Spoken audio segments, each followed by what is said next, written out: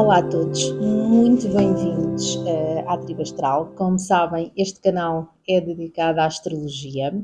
Para quem ainda não me conhece, o meu nome é Karina Coelho. Se é a primeira vez que estás a aceder ao canal, eu recomendo que vejas os vídeos anteriores. Eles estão numerados para que possas aprender astrologia de uma forma organizada e passo a passo.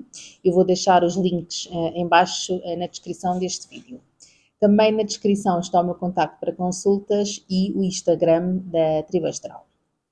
Então vamos lá ao tema de hoje. A semana passada estivemos a ver o significado das casas astrológicas pessoais, ou seja, estivemos a ver o significado casa por casa da casa 1, 2, 3, 4, 5 e 6, que são as casas que estão abaixo da linha do horizonte. E hoje vamos ver o significado das casas coletivas, que são as casas 7, 8, 9, 10, 11 e 12. Então vamos lá começar pela casa 7.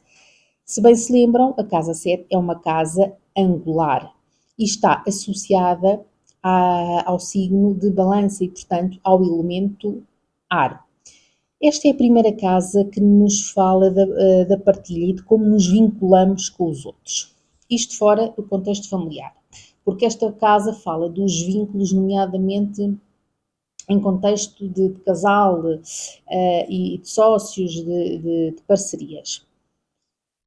Nesta casa também podemos ver tanto o profundo amor, como também o outro lado, o lado do ódio, porque esta casa também nos fala dos nossos inimigos declarados.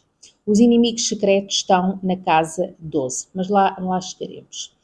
Então, a casa 7 é um cenário de vida muito dinâmico, onde se experimentam situações de expansão, comunicação e entrega. Lembra-se que esta casa é oposta e complementar à casa 1, que é a casa do eu. Na casa 7 manifesta-se a nossa tendência na escolha do tipo de pessoa com quem nos relacionamos, seja numa relação de casal, ou seja numa relação de sociedade ou parceria, ou em alguma relação que implique estar ligado ao outro por contratos legais e duradouros. As palavras-chave para a casa 7, eu diria que casamento, sócios, parcerias, contratos legais e inimigos declarados. Agora passemos à casa 8, que é uma casa sucedente, que está associada ao signo de Escorpião e, portanto, ao elemento água. Esta casa é das mais complexas de interpretar, porque esta casa tem a ver com o oculto, com os tabus, com o sexo, com a morte, seja ela simbólica, seja a morte real. Também fala das nossas crises e dos nossos processos de transformação. Os temas desta casa levam-nos a situações e experiências de grande intensidade emocional e por isso é que são tão críticas na nossa vida, mas também são muito transformadoras. Outro tema importante da casa 8 são os recursos do outro. Se bem se lembram, a casa oposta e complementar desta casa é a casa 2, que representa os recursos próprios. Os recursos do outro podem manifestar-se de diferentes formas. Por exemplo, pode falar dos recursos do meu marido ou de uma herança que eu posso receber de um familiar. Ou também pode, por exemplo, ter a ver com um empréstimo, não é? Portanto, o dinheiro não é meu e que me emprestam, portanto, recursos de outro. Eu gostava também só de alertar que nesta casa não estão só representados portanto, os nossos ganhos, portanto, aquilo que ganhamos, mas também as perdas materiais. Isto sempre no contexto do tema desta casa, portanto, que é os recursos do outro, portanto, os recursos partilhados. E obviamente que isto só se pode ver de acordo com como estiver configurada a casa no mapa natal. Também nesta casa se vê como eu faço a gestão dos recursos dos outros, não é? Porque há pessoas que profissionalmente, não é, gerem recursos de outros. Falando do sexo, que é um dos temas desta casa, como eu há pouco referi, nós aqui podemos ver os nossos desejos eróticos, o nosso lado mais íntimo e o nosso lado mais reprimido. Então, as palavras-chave da casa 8 seriam a sexualidade, a morte, os processos internos de transformação, os tabus, o oculto e algo que me esqueci de falar, que são as pessoas muito tóxicas, também se vê na casa 8. Então, passemos agora à casa 9, que é uma casa, se bem se lembram, cadente. Se bem que é uma casa que é, por exceção, tem bastante importância no mapa natal, porque é a casa que antecede a casa 10, como eu expliquei no vídeo anterior. Esta casa está associada ao signo de Sagitário e, como tal, ao elemento fogo. Esta casa é a casa que fala das viagens longínquas, é que fala também dos estudos superiores. Esta casa representa a busca de um propósito de vida mais elevado, através da sabedoria e através da expansão da mente. Por exemplo, as viagens que nos põem em contacto com outras culturas e costumes, a filosofia, as religiões, a espiritualidade, o ir viver para o estrangeiro, são temas da Casa 9 que permitem ao indivíduo expandir os seus horizontes. Esta casa também é o cenário onde aparecem os nossos mestres, os nossos guias, mas também nós podemos ser um mestre de alguém e, portanto, também se vê essa informação na casa. Outro tema que também está relacionado com a Casa 9 é a justiça e os temas legais. Então, com palavras-chave da Casa 9, eu diria, portanto, estudos superiores, filosofia e espiritualidade, viagens longas e o estrangeiro. Passemos agora à Casa 10.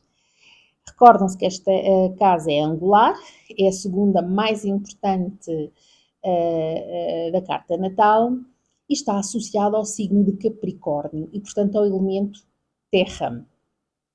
Esta casa é que fala-nos da nossa vocação profissional, da carreira, do desenvolvimento profissional e também do status. Vejam que esta casa é a casa mais alta da carta natal, é como se fosse o topo da montanha e por isso é que representa a nossa imagem pública e profissional.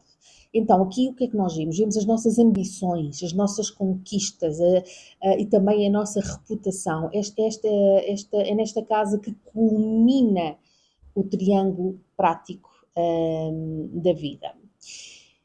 Nesta casa, então, podemos ver as possibilidades que temos de nos destacarmos.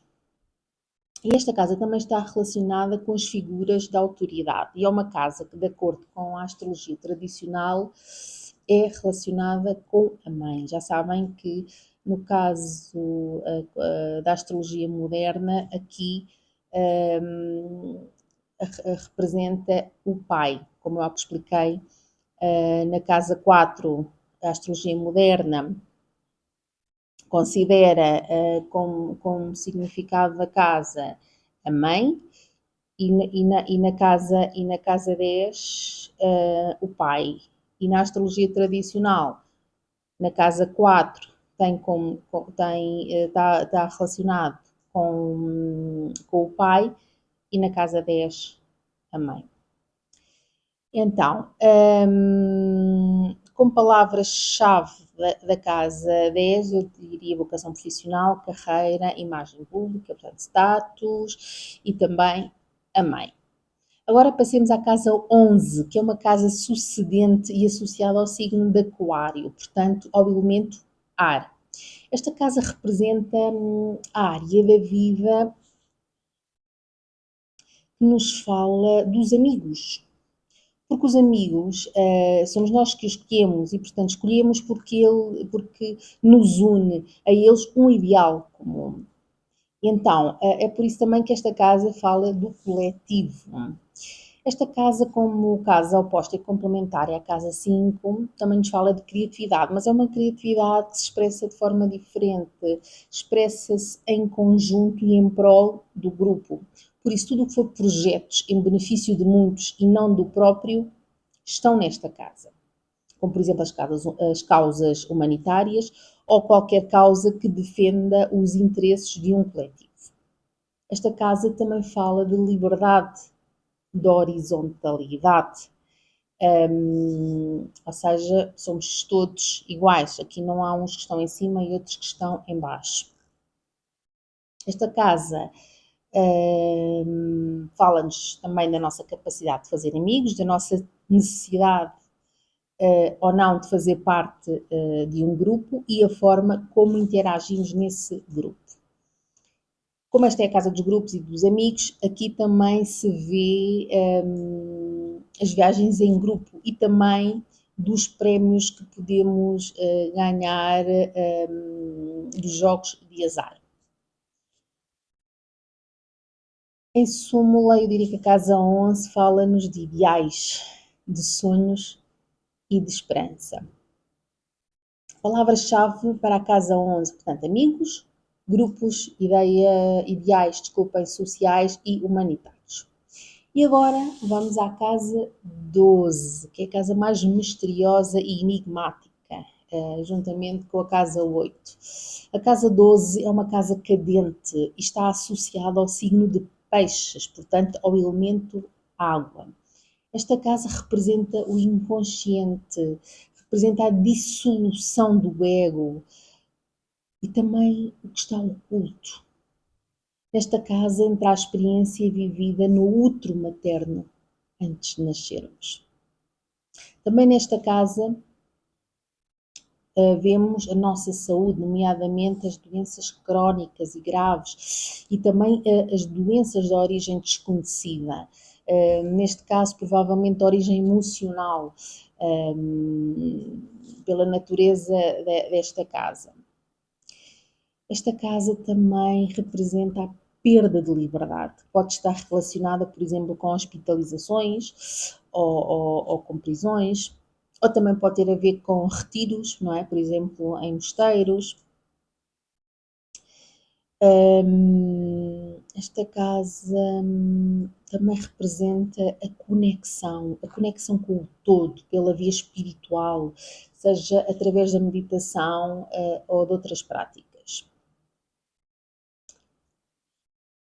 O outro lado desta casa também está conectada com o sofrimento, com o sacrifício, com as perdas, com o que na nossa vida está oculto. E também nos fala de pessoas tóxicas e também dos nossos inimigos secretos. Aqueles que nós temos, que são nossos inimigos, mas que nós não sabemos que eles existem. Então, as palavras-chave para a casa 12, eu diria que é o mundo inconsciente, o isolamento, o invisível, a privação da liberdade pessoal, as pessoas tóxicas e os inimigos secretos.